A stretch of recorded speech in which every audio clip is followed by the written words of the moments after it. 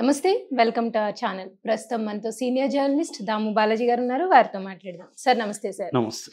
Sir Jagan bail విషయంగా రఘురామకృష్ణరాజు సుప్రీంకోర్టులో దాఖలు చేసిన పిటిషన్ని సుప్రీంకోర్టు కొట్టివేసింది సార్. అంటే యాక్చువల్లీ జగన్కి ఒక ఊరట అని చెప్పొచ్చు. కానీ రఘురామకృష్ణరాజు గారికి ఇది ఒక షాక్ అని చెప్పొచ్చు సార్. అసలు దీని కాన్సిక్వెన్సెస్ ఎలా ఉంటాయి సార్? నిన్న సుప్రీంకోర్టు ఒక సంచలనమైన తీర్పిచ్చింది. యాక్చువల్గా జగన్ గత 11-12 ఏళ్ల నుంచి బెయిల్ మీద ఉన్నాడు. ఆయన మీద అక్రమ ఆస్తుల కేసు. ప్రధానంగా ఏంటంటే వాళ్ళ నాన్న వైఎస్ఆర్ అధికారంలో ఉన్నప్పుడు ఆయన కొన్ని కంపెనీస్కి చేసిన మెయిళ్ళు ఏవైతే ఉన్నాయో దానికి క్విడ్ ప్రోకోగా, అంటే దానికి బదులుగా ఆ కంపెనీలు జగన్ కంపెనీల్లో పెట్టుబడులు పెట్టారు. సో మామూలుగా ఇది ఒక రకమైన ఫార్మ్ ఆఫ్ కరప్షన్.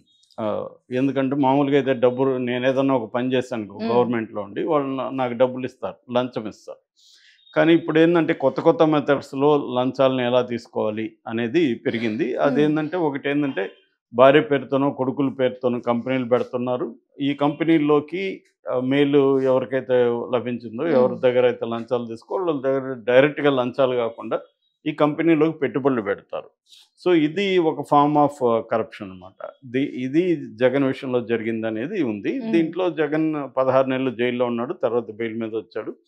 అప్పటి నుంచి ఇంకా బెయిల్ మీదనే ఉన్నాడు. దానికోసం రఘురామకృష్ణరాజు ఏం చేశాడు, గతంలో సిబిఐ కోర్టులో బెయిల్ క్యాన్సిల్ చేయాలి, బెయిల్ రద్దు చేసి జగన్ని జైలుకి పంపించాలి, బయట ఉంటే ఈ కేసు త్వరగా కాదు, జగన్ ఇన్ఫ్లుయెన్స్ చేస్తున్నాడు, ఆయన సీఎంగా ఉన్నాడని సీఎంగా ఉన్నప్పుడు వేశాడు. కానీ సిబిఐ కోర్టు రిజెక్ట్ చేసింది. మామూలుగా కోర్టులు ఏంటంటే థర్డ్ పార్టీ వాళ్ళు వచ్చినప్పుడు అసలు నీకేం సంబంధం, వేస్తే సిబిఐ ఈడీ ఈ రెండు వేయాలి, ఇతనికి ఏం సంబంధం అనేది అడిగాయి కూడా. దాని తర్వాత ఈయన హైకోర్టుకి వెళ్ళాడు, హైకోర్టు కూడా నీకు సంబంధం లేదు పోమంది. దాని తర్వాత ఈయన పట్టువదలని విక్రమలాగా సుప్రీంకోర్టుకి వెళ్ళాడు. సుప్రీంకోర్టు గతంలో ఈయన్ని అదే ప్రశ్న వేసింది, ఈయనకేం సంబంధం అని, ఈయనకి రాజకీయ ఇది ఉందా అని. ఎందుకంటే జగన్ తరపున ముకుల్ రోహిత్కి ఇలాంటి అడ్వకేట్లు సుప్రీంకోర్టులో ఈయనకి జగన్తో రాజకీయ విభేదాలు ఉన్నాయి, అందువల్ల ఈయన ఇచ్చేస్తున్నాడు, కోర్టుల్ని టైంని దుర్వినియోగం చేస్తున్నాడు అనేది కూడా ఆర్గ్యూ చేశారు. కానీ యువతల రఘురామకృష్ణరాజు తరపున అడ్వకేట్లు మాత్రం లేదు, ఆయన వైసీపీలోనే ఉన్నాడు, ఆయనకేం లేదు, ఆయన న్యాయం కోసమే వచ్చాడు. అనేకసార్లు సుప్రీంకోర్టు కూడా ఆర్థిక నేరాలని త్వరగా పరిష్కరించమని, ముఖ్యంగా ప్రజాప్రతినిధుల కరప్షన్ కేసుల్ని త్వరగా పరిష్కరించుకుని అనేకసార్లు సుప్రీంకోర్టు కూడా చెప్పింది కదా. ఈయన 11-12 ఏళ్ళకి బెయిల్ మీద ఎలా ఉంటాడు అనేది ప్రశ్నించారు. సో ఈ నేపథ్యంలో నిన్న సుప్రీంకోర్టు ఒక తీర్పు ఇచ్చింది. జస్టిస్ బివి నాగరత్న ఆధ్వర్యంలో జస్టిస్ సతీష్ చంద్ర ద్విసభ్య ధర్మాసనం. దీంట్లో ఇప్పుడు 2 రకాల పిటిషన్లు వేశాడు రఘురామకృష్ణరాజు. 2023లో ఆయన ఎస్ఎల్పి స్పెషల్ లీవ్ పిటిషన్ వేశాడు. అందులో 2 ఏంటంటే, ఒకటి ఈయనకి బెయిల్ రద్దు చేయమని, 2 తెలంగాణ హైకోర్టు నుంచి వేరే రాష్ట్రానికి మార్చమని. అంటే ఈ రాష్ట్రంలో ఉంటే దీంట్లో న్యాయం జరగదని, అంటే ఇక్కడ ఉండేది సిబిఐ, ఇక్కడ నుంచి వేరే రాష్ట్రానికి మార్చమని ఆయన దీన్ని చేశాడు. ఈ సిబిఐని తెలంగాణ హైకోర్టు గైడ్ చేస్తుంది ఈ కేసులో. సో మార్చమని వేశాడు. సో దాంట్లో ఫస్ట్ వేరే మేము కింది కోర్టుల్లో జోక్యం చేసుకోను, అంటే ట్రయల్ కోర్టు విచారణలో మేము జోక్యం చేసుకోను, అది కరెక్ట్ కాదు. సో మేము దీన్ని వేరే రాష్ట్రానికి మార్చాల్సిన అవసరం కూడా ఏమీ కనిపించట్లేదు. ఆల్రెడీ హైకోర్టు ఆదేశాలు ఏం చేసింది, సిబిఐ కోర్టుకి రోజువారీ విచారణని కంటిన్యూ చేయమని చెప్పింది. ఆ ప్రాసెస్ జరుగుతుంది. సో దీంట్లో మేము జోక్యం చేసుకోమని ఆ పిటిషన్ కొట్టేసింది. ఇక 2వ పిటిషన్కి సంబంధించి ఒక కామెంట్లో ఒక సలహా ఇచ్చింది. అదేంటంటే బెయిల్ రద్దు అనేది నువ్వు ఇక్కడ కాదు హైకోర్టులోనే చూసుకోవాలి, ఇక్కడ అవసరం లేదని చెప్పింది. దాంతో వీళ్ళు ఏం చేశారు, మేము ఈ పిటిషన్ని విత్డ్రా చేసుకుంటాము, పర్మిషన్ ఇవ్వమని కోర్టుని అడిగారు. పర్మిషన్ ఇవ్వడానికి కోర్టు ఒప్పుకుంది.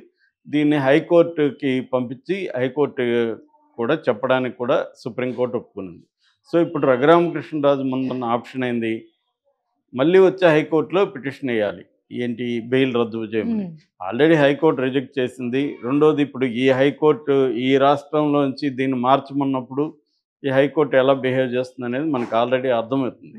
సేమ్ రఘురామకృష్ణరాజుకి ఇది షాక్ అంటే ఒక రకంగా జగన్కి అయితే ఊరట. ఉమ్, ఎందుకంటే ఇది ఒకవేళ రద్దు చేస్తే జగన్ జైలుకి పోవాల్సిన అవును సార్. పరిస్థితి ఏర్పడుతుంది కాబట్టి ఆ మేరకు జగన్కి ఊరట. కానీ రఘురామకృష్ణరాజు షాక్ అని నేను అనుకోవట్లేదు. ఎందుకంటే రఘురామకృష్ణరాజుకి కోర్స్ అంత తెలియకుండా ఏముండదు. ఆయన ఉద్దేశం ఒకటి ఏంటంటే దీన్ని జనంలో లైవ్గా ఉంచడం, కోర్టుల ద్వారా ఒకవేళ ఏమన్నా కుదిరితే బెయిల్ క్యాన్సిల్ అయితే ఒకవేళ మంచిదే కదా. కాకపోతే జనాల్లో దీన్ని చర్చగా మార్చేయడం, అంటే మరుగున పడకుండా మార్చడం. సో రెండోది ఏంటంటే ఆయనకి జగన్ మీద తీవ్రమైన కోపం ఉంది. దాన్ని మామూలుగా రఘురామకృష్ణరాజు మనం పరిశీలిస్తే ఆయన ఒక విషయాన్ని పట్టుకుంటే అంత ఈజీగా వదిలిపెట్టరు. అవును సార్. తను business man and successful business man and politician. So ఆ క్రమంలో నిజానికి ఆయన జగన్కి చేసిన డ్యామేజ్ తెలుగుదేశంలో ఏ నాయకుడు కూడా చేయలేదు. ఎందుకంటే 24 అవర్స్ అసలు ఈయనకి వేరే పని లేదా అని కూడా చాలామంది అనుకునేవాళ్ళు. ఈయన ఎంపీగా ఢిల్లీలో కూర్చొని ఏం చేస్తున్నాడు అని కూడా అనుకున్నారు. కానీ ప్రజలు మళ్ళీ ఉండిలో ఆయన్ని గెలిపించారు. అవును సార్. సో ఆ రకంగా రఘురామకృష్ణరాజు 24/7 365 డేస్ జగన్ మీదనే యాంటీగా ఉండడం, దానికి తెలుగుదేశం మీడియా ఆయనకి స్పేస్ ఇవ్వడం, ఆయన ఎప్పుడు కోరుకుంటే అప్పుడు లైవ్ పెట్టడం, ఇవన్నీ చేసే జగన్కి ఆ మేరకు నష్టం జరిగింది అనేది మనకి ఎన్నికల రిజల్ట్ చూసినాక అర్థమవుతుంది. సో ఇప్పుడు దీని కాన్సిక్వెన్సెస్ ఏంటంటే ఇక్కడ 2 రకాలు ఉంటాయి. ఒకటి, ప్రతి కేసుకు సంబంధించి లీగల్ ప్రాసెస్ ఒకటి నడుస్తుంది, పొలిటికల్ ప్రాసెస్ బ్యాక్ ఎండ్లో పొలిటికల్ ప్రాసెస్ నడుస్తుంటుంది. ఫైనల్గా అన్ని ప్రాసెస్ని పొలిటికల్ ప్రాసెస్ డామినేట్ చేస్తుంటుంది. ఎప్పుడూ కానీ లీగల్ ప్రాసెస్ డామినేట్ చేయదు.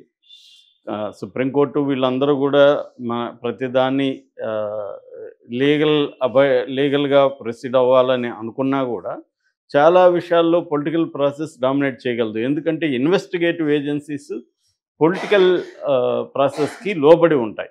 ఇప్పుడు ఫర్ ఎగ్జాంపుల్ సిబిఐ డైరెక్టర్ కానీ, ఈడీ డైరెక్టర్ కానీ వీళ్ళందరూ నియామకం ప్రాసెస్ని బీజేపీ మార్చేసింది. అంతకుముందు సిబిఐ డైరెక్టర్ నియామకం కమిటీలో సుప్రీంకోర్టు న్యాయమూర్తి కూడా ఉండేవాళ్ళు. సో అందువల్ల కొంత బ్యాలెన్స్గా జరిగేది. ఇప్పుడు ఏమైంది, సుప్రీంకోర్టు న్యాయమూర్తి లేరు. ఆ కమిషన్లో ఎవరెవరు ఉంటారు? పిఎం ఉంటాడు, ప్రధానమంత్రి నరేంద్ర మోడీ ఉంటాడు, ఒక క్యాబినెట్ ర్యాంక్ మినిస్టర్ ఉంటారు, తర్వాత ప్రతిపక్ష నాయకుడు ఉంటాడు పార్లమెంట్లో, లోక్సభలో. ఇప్పుడు ఈ ముగ్గురు ఉన్నప్పుడు సహజంగా మెజార్టీ బట్టి కదా ఉంటుంది. ముగ్గురులో ఇద్దరు ఎవరు? మోడీ అండ్ వాళ్ళ మంత్రి. కాబట్టి ఫైనల్గా మోడీ అనుకున్న వాళ్ళే ఎలక్షన్ కమిషనర్లుగా ఉంటారు, మోడీ అనుకున్న వాళ్ళే సిబిఐ డైరెక్టర్గా ఉంటారు, మోడీ అనుకున్న వాళ్ళే ఈడీ డైరెక్టర్గా ఉంటారు, ఎనీ ఇన్వెస్టిగేటివ్ ఏజెన్సీల డైరెక్టర్లు కావచ్చు. వీటికి ఒక ట్రాన్స్పరెన్సీ అనేది పోయింది. మోడీ అనుకున్న వాళ్ళే వ్యవస్థల్లో ఉంటారు. అందువల్ల అన్ని వ్యవస్థలు మోడీ కంట్రోల్లో ఉంటాయి. సో ఈ కంట్రోల్లో ఉన్నప్పుడు దీన్ని ఏం చేస్తున్నా అంటే మోడీ ఈ ఇన్వెస్టిగేటివ్ ఏజెన్సీని తన ప్రత్యర్థుల్ని ఇబ్బంది పెట్టడానికి, లేదు తనకి ఇబ్బందిగా ఉన్న వాళ్ళని కంట్రోల్ చేయడానికి మోడీ ఏం చేస్తున్నాడంటే వీళ్ళని ఉపయోగిస్తున్నాడు. సో ఈడీ వచ్చి కేసులు, అందుకని మోడీతో పెట్టుకుంటే ఈడీ వస్తుందని కూడా చెప్తున్నారు. సో మళ్ళీ కేసులు ఉన్నవాళ్ళు కానీ బీజేపీలోకి వెళ్ళిపోతే ఆ కేసులే ఉండవు. ఇదే రఘురామకృష్ణరాజు మీద సిబిఐ ఉంది, ఎంక్వైరీ ఉంది, ఈయన బ్యాంకులకు ఎగ్గొట్టాడనే ఆరోపణలు ఉన్నాయి. కానీ మరి రఘురామకృష్ణరాజు ఏమో తన మీద సిబిఐ ఇది పెట్టుకొని జగన్ సిబిఐ కేసుల్లో జగన్ బెయిల్ రద్దు చేయండి అంటాడు. మరి తను కూడా అడగచ్చుగా, నా కేసుల్లో కూడా త్వరగా తేల్చండి అని రఘురామకృష్ణరాజు ఎందుకు అడగడు? సో ఈ ప్రశ్నలు వస్తాయన్నమాట. అందువల్ల జగన్ని ఇన్ని రోజులు ఉన్నాడంటే కూడా ఆశ్చర్యం మనకు. ఎందుకంటే ఒక అక్రమాస్తులకి దాన్ని అతను దోషైనా నిరూపించాలి, లేదా దోషి కాదన్నా చెప్పాలి. ఎందుకు ఉన్నాయంటే కేసుల్ని కత్తుల్లాగా తల మీద వేలాడదీయడం అనేది మోడీకి అవసరం. జగన్ కంట్రోల్లో ఉండాలంటే జగన్ మీద కేసులు ఉండాలి. జగన్ని జైలుకి పంపించి కన్విక్షన్ పడి జగన్ జైలుకి పోతే జగన్ రాజకీయ భవిష్యత్తు నాశనం అయిపోతుంది. దానివల్ల చంద్రబాబు బలపడతాడు, అది మోడీకి ఇష్టం లేదు. అట్లాగే జగన్ కూడా మోడీ